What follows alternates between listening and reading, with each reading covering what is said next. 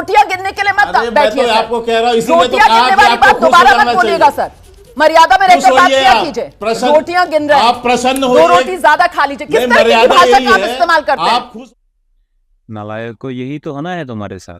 अभी रुको और भी देखो आने वाले समय में क्या क्या क्या होने वाला है तुम्हारे साथ। जब सवाल करना था सत्ता से तब सवाल नहीं किए, और अब जब सवाल करने का इच्छा जाग रहा है तो देखो ये लोग कैसे क्लास ले रहे हैं, तुम्हारे रोटियां तक गिना रहे हैं ये लोग।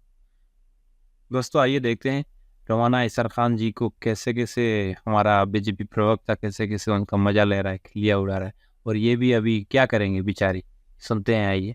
और मैं आपसे कह रही हूँ कि आप यहाँ पर कयास की बात कह रहे हैं, मैं यहाँ कयास लगाने के लिए नहीं बैठी हुई हूँ। मोहन भागवत ने कयास नहीं लगाया, मैं उनका बयान आपको बता रही हूँ जो उन्होंने दिया है। ये कयास नहीं है, ये कयास नहीं है सर, ठीक है। वहां पर जो संगीत सोम और संजीव बालियान लड़ रहे हैं सर, वो कयास नहीं लगा रहे हैं, वो कोर्ट में चले गए सर।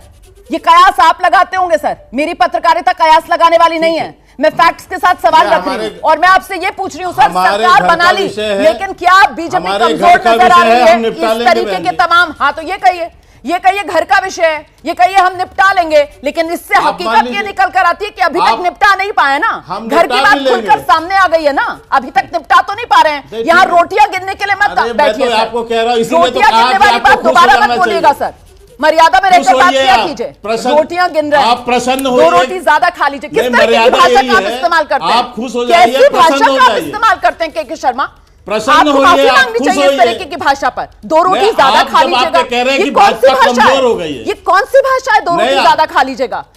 ये तमीज है आपकी सर? आप इस तरीके से बात करेंगे यहाँ पर एक एंकर के साथ बैठकर, 2 रोटी ज्यादा खा लीजिएगा, ये कहां से लेकर आते हैं आप बातें? नेगेटिव के सिवाय कौन सी नेगेटिव? कौन सा कयास? मोहन भागवत ने जो कहा वो नेगेटिव है, जो मोहन भागवत जी ने कहा वो नेगेटिव है। मोहन भागवत जी ने जो कहा वो कयास लगा रहे हैं, आपके पास जवाब नहीं है और आप यहाँ पर एंकर को कह रहे हैं रोटियां ज्यादा खा लीजिएगा। मैं हैरान हूं सर, मैं आपके जवाब पर हैरान हूं और मुझे लगता है आपकी पार्टी को भी ये सुनना चाहिए कि आप किस तरीके का जवाब देते हैं नेशनल टेलीविजन पर बैठकर कि 2 रोटी ज्यादा खा लीजिएगा। ये जवाब है आपका, 2 रोटी ज्यादा खा लीजिएगा? तर्क नहीं है आपके पास जवाब देने के लिए, 2 रोटी ज्यादा खा लीजिएगा। आपने मुझे पहले दौर में बोलने नहीं दिया, आपने मुझे पहले दौर में बोलने नहीं दिया। आपने अपनी पूरी बात रखी है, अब विक्टिम कार्ड मत खेलिए यहाँ पर, और अभी भी पूरी बात रखिए आप। 2 रोटी जब तक गिनाएंगे ना तब तक मौका निकल जाता है आपके बोलने का।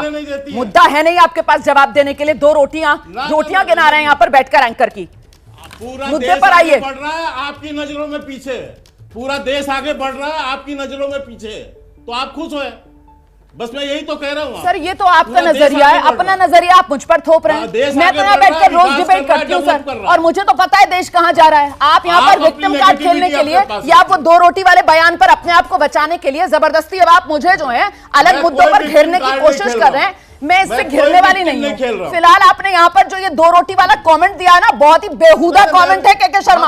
अगली बार से मेरे शो में अगर आओ तो ये 2 रोटी वाले बयान के लिए मत आना यहाँ पर। आइए सुरेंद्र राजपूत जी को मैं लेकर आऊंगी। सुरेंद्र राजपूत जी, ये जिस तरीके के बयान सामने आ रहे हैं, ये कमजोर होती हुई बीजेपी और इसीलिए सब घेरते हुए बीजेपी को नजर आ रहे हैं क्या? के शर्मा जी तो 2 रोटी से आगे नहीं बढ़ पा रहे हैं।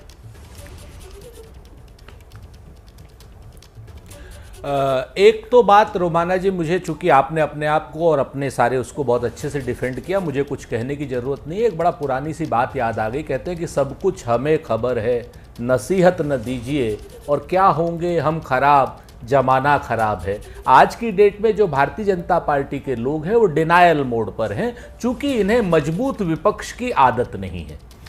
2014 में 44 सीटें थी हमारी 52 सीटें थी, 19 में थी हमारी। आज की डेट में 100 सीटें हैं, लेकिन आज की डेट में एक मजबूत इंडिया गठबंधन का जो विपक्ष है वो इनको चुनौती देता हुआ दिखाई दे रहा है, और इनका जो अपना गठबंधन है वो फ्रैक्चर्ड हाउस की तरीके से तमाम जगहों पे जो मुद्दों में ये लोग एक मत नहीं हो पा रहे हैं, चाहे आंध्र प्रदेश में मुस्लिम आरक्षण की बात हो, चाहे 5 लाख रुपए को क्या नाम कोलेटरल फ्री लोन देने की बात हो, चाहे कब्रिस्तानों को बाउंड्री वॉल बनाने की बात हो, चाहे जाति जनगणना बिहार की बात हो, और चाहे अग्निवीर जैसी समस्या जो क्या नाम जनता दल यूनाइटेड ने भी उठाई है उसकी बात हो, चाहे वो पेपर लीक की बात हो, चाहे वो चीन को लाल लाल आंखें दिखाने की बात हो, और चाहे वो कश्मीर में 4 आतंकी घटनाएं हो चुकी हैं अभी तक, और प्रधानमंत्री जी आतंकी घटनाओं को छोड़ करके विदेश चले गए हैं, वो उनका सरकारी दौरा है, मैं उस पर बात नहीं करता, लेकिन एक अगर बयान देकर के जाते तो बहुत बेहतर होता। मैं इससे ज्यादा विदेश नीति पे नहीं कहता। सर देखिए, आपने बहुत सारे मुद्दे गिना दिए। डिनायल मोड पर आ गए हैं, बीजेपी के प्रवक्ता बनकर बैठे हुए हैं, लेकिन वो दो रोटी से आगे बढ़ नहीं पाएंगे।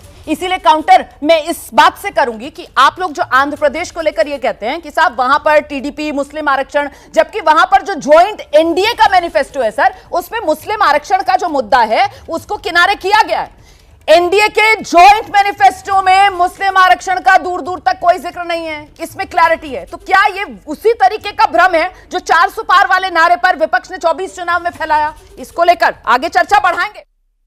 हाँ हाँ, और भी बढ़ाओ और बातचीत करो इसके ऊपर कि क्या हो रहा है तुम लोगों का। तो ठीक है दोस्तों, आप लोगों ने देखा ये वीडियो, और अगर आप लोगों को अच्छा लगे तो लाइक कीजिए, शेयर कीजिए, सब्सक्राइब कीजिए। Thank you so much.